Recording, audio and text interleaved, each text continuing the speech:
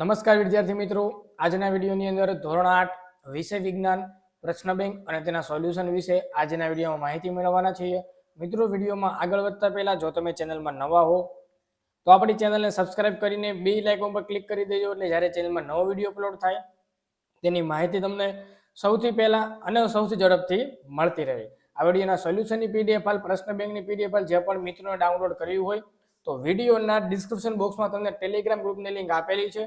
તો લિંક ઉપર તમે ક્લિક કરીને પેપરની પીડીએફ ફાઇલ, સોલ્યુશનની પીડીએફ ફાઇલ ડાઉનલોડ કરી શકો છો.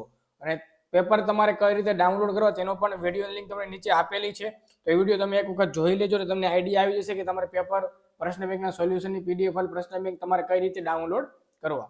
તો ધોરણ 8 છે સામયિક મૂલ્યાંકન કસોટી, પ્રશ્ન બેંક, વિષય છે વિજ્ઞાન, તારીખ આપી 17/2/2024, સમય છે 1 કલાક અને પ્રકરણ નંબર છે 8 થી 11, કુલ ગુણ છે 25.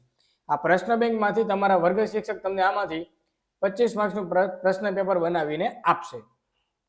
તો સૌથી પહેલા આપણે લઈએ પ્રશ્ન નંબર 1. નીચેનામાંથી કોઈ પણ બે પ્રશ્નના જવાબ આપણે લખવાના છે. 4 ગુણનો પ્રશ્ન છે. હવે 10 પ્રશ્નમાંથી તમારે કોઈ પણ બે જવાબ તમારા વર્ગ શિક્ષક કોઈ પણ આપશે. બરાબર? પહેલા સવાલ જોઈ લઈએ કે તફાવત આપો સંગીત અને ઘોંઘાટ. બરાબર? બીજો સવાલ છે તફાવત સંપર્ક બળ અને બિન સંપર્ક બળ. પછી છે ભેદ સ્પષ્ટ કરો શ્રાવ્ય ધ્વનિ અને અશ્રાવ્ય ધ્વનિ. પછી વિદ્યુતના સુવાહક અને મંદવાહક. આપણે સમજો કે આ લઈએ, ચાલો વિદ્યુતના સુવાહક પદાર્થ, એટલે આ બાજુ આપણે સુવાહક લખીશું અને આ બાજુ આપણે મંદવાહક લખીશું. તો સુવાહક એટલે એમાંથી વિદ્યુતનું વહન થાય, વિદ્યુત પ્રવાહ પસાર થાય, આમાંથી પસાર થાય એટલે કે ઓછો થાય, ઓછું વહન થાય. કેવું થાય? એને મંદવાહક કહેવાય. બરાબર?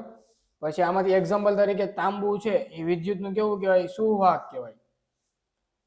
પછી આમાં તમારા મંદવાહકના એક્ઝામ્પલ તમારે લખી દેવાના. સિલિકોન છે. બરાબર? પછી બીજી વસ્તુ કે ક્યાં ક્યાં યુઝ થાય સુવાહક જે પદાર્થ હોય કઈ જગ્યાએ યુઝ થાય એ લખી નાખવાનું આમાં. એ તમારા ટોપિક જે 2 માર્ક્સનો સવાલ છે તમને 4 મુદ્દા તમારે આમાં પણ 4 લખવાના, આમાં પણ 4 તમારે લખવાના થશે. પછી સવાલ આપ્યો છે સ્થિત ઘર્ષણ બળ અને સરકતા ઘર્ષણ બળ વચ્ચેનો ભેદ સ્પષ્ટ કરો. પછી લોટક ઘર્ષણ દળ સરકતું, પછી બળ અને દબાણ, પછી સ્થિત વિદ્યુત બળ, ગુરુત્વાકર્ષણ બળ, ત્યાર પછી છે તરલ ઘર્ષણ, લોટન ને કંપ વિસ્તાર અને આવૃત્તિ. તો આ 10 માંથી તમારા વર્ગ શિક્ષક તમને કોઈ પણ બે પ્રશ્ન આમાંથી આપશે, એનું સોલ્યુશન તમારે એકમ કસોટીની બુકની અંદર પેપરમાં તમારે લખવાનું થશે. જે પણ મિત્રોને પેપરની પીડીએફ ફાઇલ, સોલ્યુશનની પીડીએફ ફાઇલ ડાઉનલોડ કરવી હોય તો નીચે ડિસ્ક્રિપ્શન બોક્સમાં લિંક આપેલી છે, કઈ રીતે તમે ડાઉનલોડ કરી શકો છો તેની, તો અવશ્ય તમે જોઈન કરી દેજો. ચલો, નીચેના વિધાનો ખરા છે કે ખોટા તે જણાવો. કોઈ પણ તમારે મિત્રો બે લખવાના છે, 2 ગુણનો પ્રશ્ન છે. કોઈ પણ બે આવશે, 10 માંથી કોઈ પણ બે. બરાબર? પ્રત્યેકના 1 ગુણ થશે, પ્રત્યેકને 2 સવાલના 2 ગુણ ટોટલ થશે. તો પદાર્થની ગતિની અવસ્થામાં ફેરફારનું કારણ ઘર્ષણ બળ છે. વસ્તુ પર લાગતા બળનું માપન સ્પ્રિંગ કાંટા વડે થાય છે.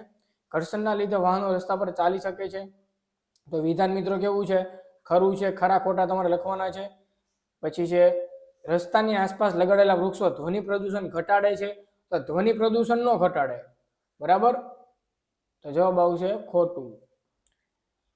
પર્યાવરણનું પ્રદૂષણ ઘટાડે છે. આરતી વખતે ઉપયોગમાં લેવાતી ઘંટડી એ સંગીતનું સાધન છે.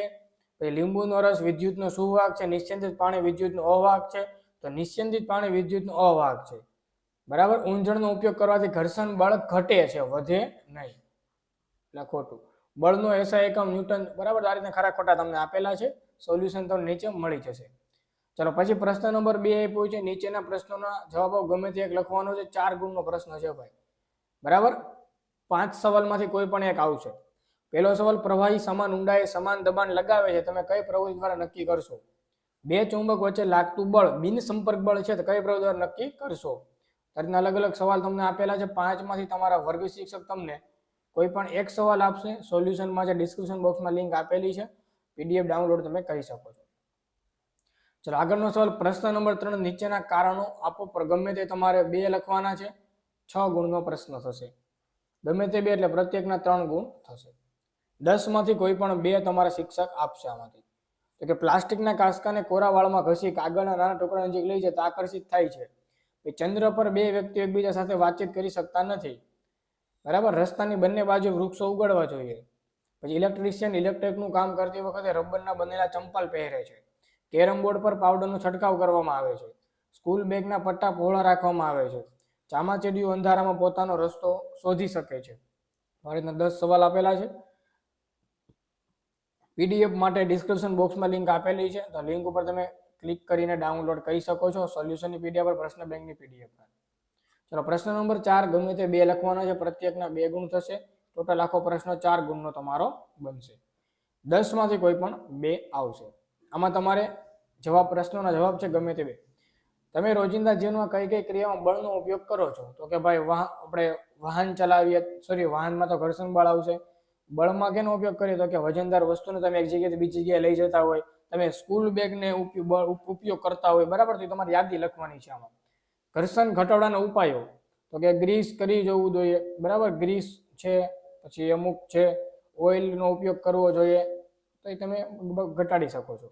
તમે બૂટ ચંપલની ખરીદી કરવા જાઓ છો ત્યારે તમે કેવા પ્રકારના તળિયાવાળા બૂટ ચંપલની ખરીદી કરવી જોઈએ? શા માટે? તમારા ઘરમાં દરવાજો બંધ કરતા ખુલતા અવાજ આવે છે, તમે શું કરશો ભાઈ?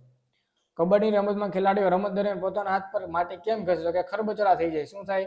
ખરબચડા થઈ જાય એટલે સરકી ન જાય હાથ, એટલા માટે. ધ્વનિ પ્રદૂષણ ઘટાડવા અટકાવવા તમે કેવા પગલા લેશો? આ રીતના અલગ અલગ તમને 10 સવાલ આપ્યા, 10 માંથી તમારે 2 લખવાના છે. પીડીએફ માટે ડિસ્ક્રિપ્શન બોક્સમાં લિંક આપેલી છે, અવશ્ય તમે ડાઉનલોડ કરી શકો છો. ચલો આગળનો પ્રશ્ન છે પ્રશ્ન નંબર 5. તમારી આસપાસમાંથી મળી આવતી વસ્તુનો ઉપયોગ કરીને નમૂનાનું નિર્માણ કઈ રીતે કરશો? ગમે તે એક લખવાનું છે. 5 ગુણનો પ્રશ્ન છે. રમકડાનો ટેલિફોન, એક તારો, જલ તરંગ, કાગળની સિસોટી અને સાદું વિદ્યુત ટેસ્ટર. બરાબર? આપણે જે ટેસ્ટ કરીએ ને કે પ્રવાહ એટલે કે લાઇટ પાવર ચાલુ છે કે નહીં, એ તમારે આમાંથી લખવાનું. તો 5 માંથી આમાંથી કોઈ પણ એક તમને આવશે.